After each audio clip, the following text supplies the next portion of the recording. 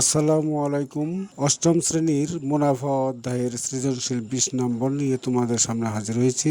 20 নম্বরে উল্লেখ আছে কোনো আসল 3 বছরের সরল মুনাফা সহ 28,000 টাকা এবং 5 বছরের সরল মুনাফা সহ 30,000 টাকা। ক নম্বরে বলা আছে প্রতীকগুলোর বর্ণনা সহ মূলধন নির্ণয়ের সূত্রটি লিখো। খ নাম্বার মুনাফার হার নির্ণয় করো। গ এর মধ্যে উল্লেখ আছে একই হারে ব্যাংকে কত টাকা জমা রাখলে 5 বছরের মুনাফা আসলে 48,000 টাকা হবে। তাহলে শিক্ষার্থীরা শুরু করা যাক 20 নম্বরের সমাধান। মূলধন নির্ণয়ের সূত্রটি হলো পি সমান আই বাই হলো আর এন।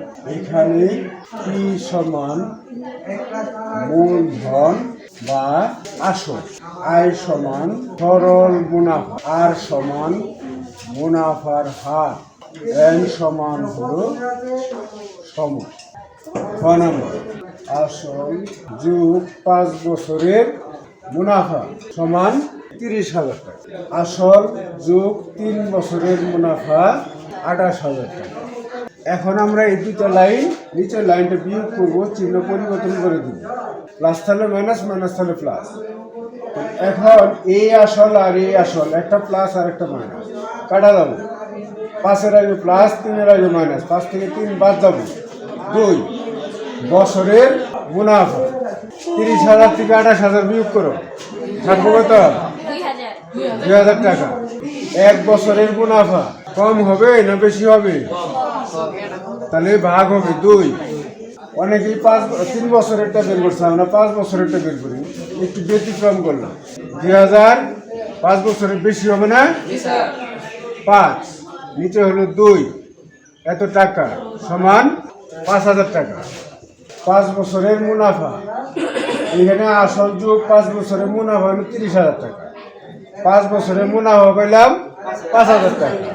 সুতরাং আসল সমান 30,000 থেকে 5,000 বাদ দিই, সমান হলো 25,000 টাকা। এটা হলো আসল। সুতরাং আসল কি সমান হলো 25,000 টাকা। মুনাফা আয় সমান 5,000 টাকা। সময় এন সমান হলো 5 বছর। যদি আমরা 3 বছরেরটা বের করতাম তাহলে মুনাফা কম হইতো এবং সময়টা এন সমান 3 বছর হইতো। মুনাফার হার আর সমান হলো প্রশ্নবোধক চিহ্ন। আমরা জানি আর সমান আই বাই পি এর, পূরণ হলো 100%। এটা হলো মুনাফার হার নির্ণয়ের সূত্র। তাহলে আই হলো 5,000, পি হলো 25,000, পূরণ এন হলো 5 বছর, পূরণ হলো 100%, 4%। নির্ণেয় মুনাফার হার 4%। গয়ের মধ্যে প্রথমে বলছে একই হারে ব্যাংকে, একই হার মানে কি? মুনাফার হার যে আমরা ক্ষয়ের মধ্যে বের করলাম 4%, ওই হারেই ব্যাংকে কত টাকা জমা রাখলে 5 বছরে মুনাফা আসলে 48,000 টাকা হয়। হতে প্রাপ্ত মুনাফার হার আর সমান হলো 4%। এখানে আমরা লিখতে পারি 4/100 সমান হলো 0.04। সময় এন সমান 5 বছর। মুনাফা আসল এ সমান 48,000 টাকা। আসল পি সমান হলো প্রশ্নবোধক চিহ্ন, মানে কত টাকা ব্যাংকে জমা রাখলো ওটাই কি আমাদের মূলধন বা আসল। এখন দেখো আমরা জানি এ সমান একটা সূত্র জানি, পি সমান এ মাইনাস আই। আইটা এই পাশে নিয়ে আসে, পি প্লাস আই সমান হলো এ। আয়ের মান বসাই, আয়ের মান তো নাই, আয়ের সূত্র প্রয়োগ করি। আয়ের সূত্র কি? পি আর এন সমান হলো এ। এইখানে পি আছে, এখানেও পি আছে, পি কমন নেই।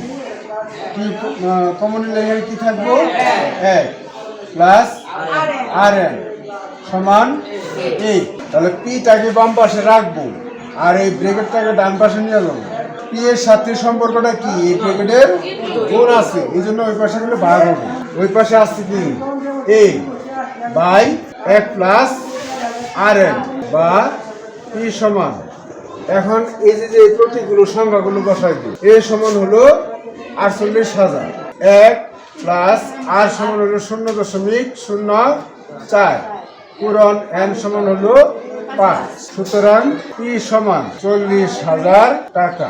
তাহলে শেষে লিখবা নির্ণয় আসল 40,000 টাকা।